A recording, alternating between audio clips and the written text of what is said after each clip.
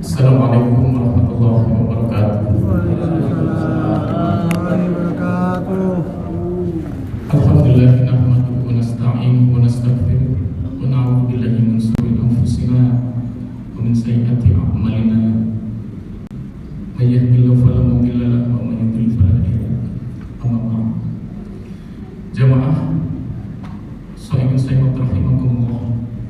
Kita bersyukur kepada Allah Subhanahu wa taala sampai malam hari ini kita semuanya masih mampu diberikan sholat malam kita di sementara Ramadan pada tahun ini.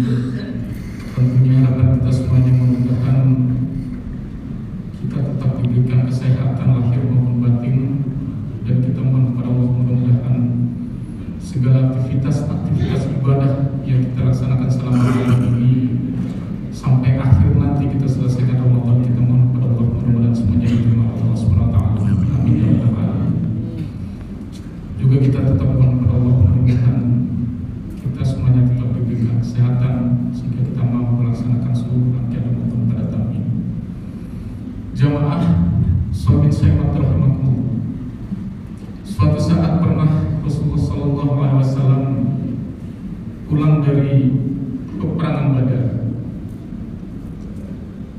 diraih kemenangan oleh pasukan Rasulullah SAW, dan ungkapan kegembiraan yang diungkapkan oleh sahabat-sahabat Rasul. Tapi justru pada saat itu Rasulullah menyampaikan bahwa kita baru menyelesaikan perang yang kecil dan kita akan menghadapi perang yang lebih besar. Kemudian sahabat bertanya kepada Rasulullah, perang apa lagi yang akan kita hadapi ya Rasulullah? Padahal kita telah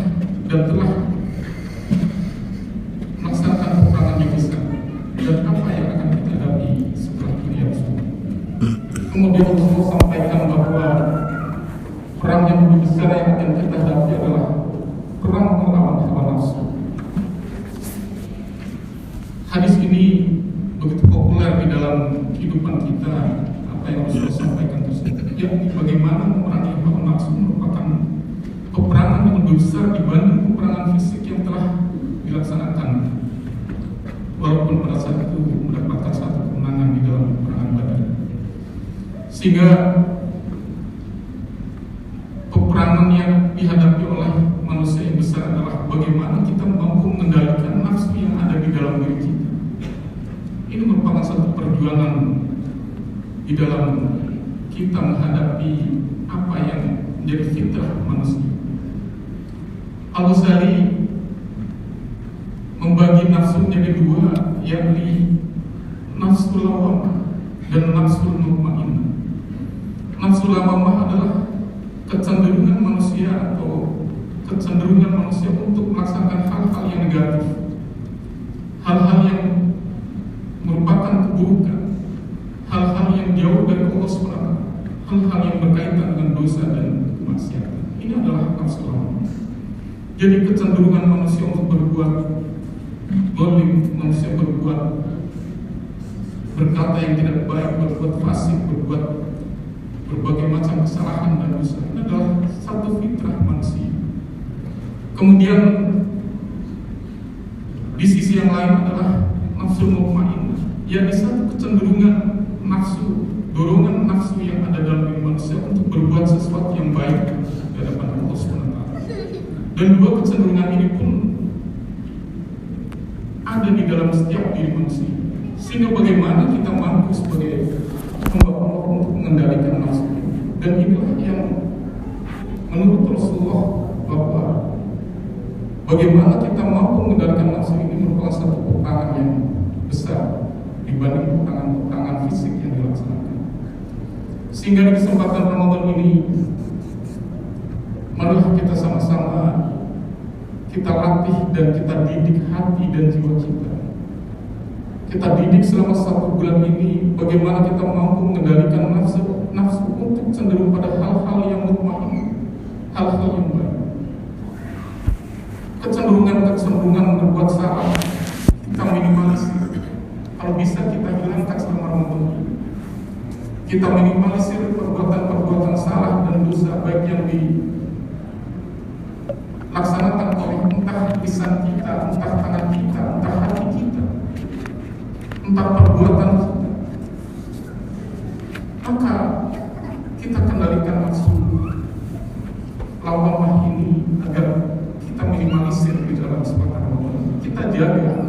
dan kita upayakan untuk tidak melaksanakan hal-hal yang tidak dikehendaki oleh Allah SWT. Sebaliknya kita selama Ramadan ini kita latih dan kita didik hati kita. Kita biasakan lisan kita untuk menyampaikan hal-hal yang baik. Hati kita biasakan untuk menumbuhkan satu sifat husnul, perbuatan-perbuatan dan karakter kita untuk menumbuhkan satu karakter-karakter yang baik di depan Allah.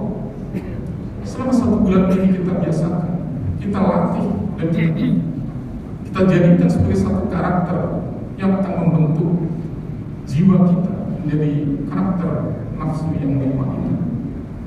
Sehingga dengan demikian apa-apa yang kita kerjakan selama Ramadan ini, banyak perintah-perintah untuk melaksanakan, kita berpada Al-Quran, untuk memperbanyak zikir di hadapan Allah, untuk memperbanyak amalan-amalan kebaikan selama Ramadan ini. Tadarus Al-Quran kita biasakan dalam keseharian kita, di setiap kesempatan yang bisa kita sisihkan di dalam setiap kesibukan kita.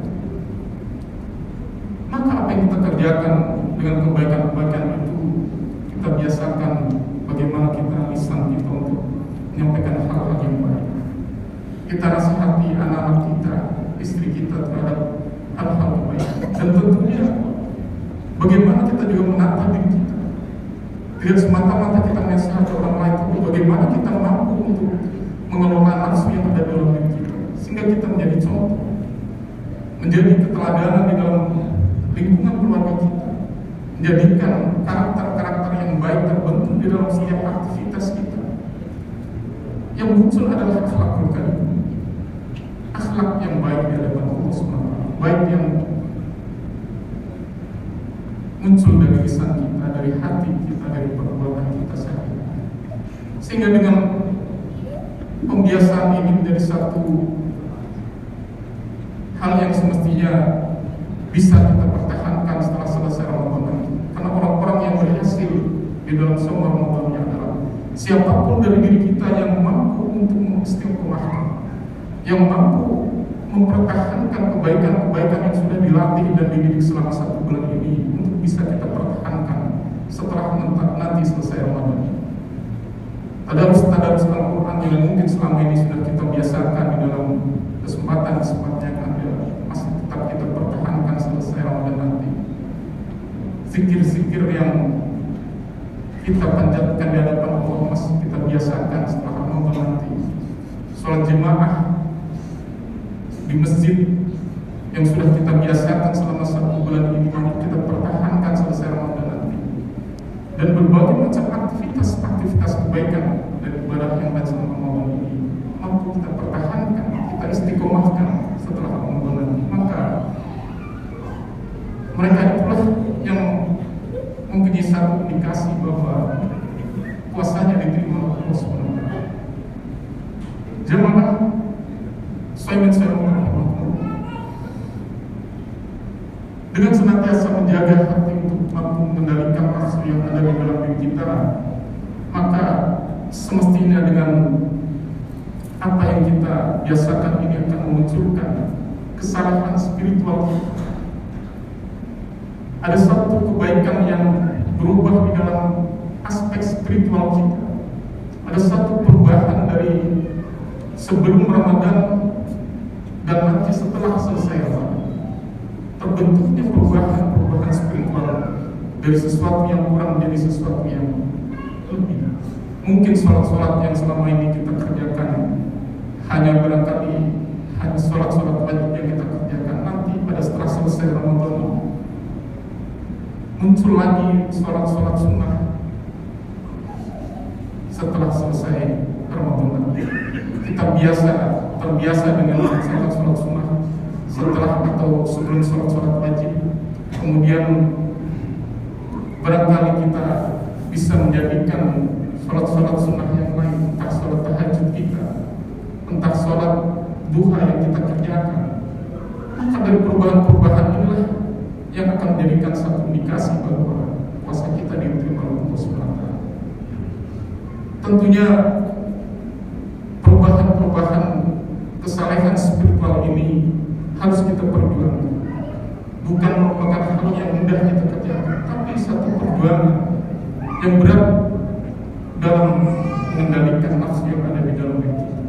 Karena melaksanakan kebaikan-kebaikan banyak tantangan, banyak hambatan, banyak hal-hal yang berat kita laksanakan. Karena setan selalu merayu kita, senantiasa menggoda kita untuk tidak melaksanakan perbuatan-perbuatan baik. Sehingga dalam memerangi hawa nafsu ini merupakan sesuatu yang harus kita perjuangkan selama Ramadan ini, dan tentunya kita dimotivasi dengan ayat-ayat Al-Quran, dengan hadis-hadis Rasulullah yang akan mengantarkan pada satu perubahan spiritual kita dari sesuatu yang mungkin kurang menjadi sesuatu yang baik. Sehingga salah satu ayat yang lain Allah menyampaikan bahwa orang-orang yang beriman dan berhijrah dan berjihad di jalan Allah, maka mereka berjihad dengan harta mereka, dengan jiwa mereka, dengan harta mereka, maka mereka itulah orang-orang yang tinggi derajatnya di sisi Allah SWT, dan mereka itulah orang-orang yang mendapatkan kebenaran. Sehingga mudah-mudahan dengan kita senantiasa mampu mengendalikan nafsu ini, kita bisa dengan harta kita, dengan jiwa kita akan mampu merubah untuk berjihad, bersungguh-sungguh dan merubah diri kita sehingga kita menjadi orang-orang yang mendapatkan satu kemenangan.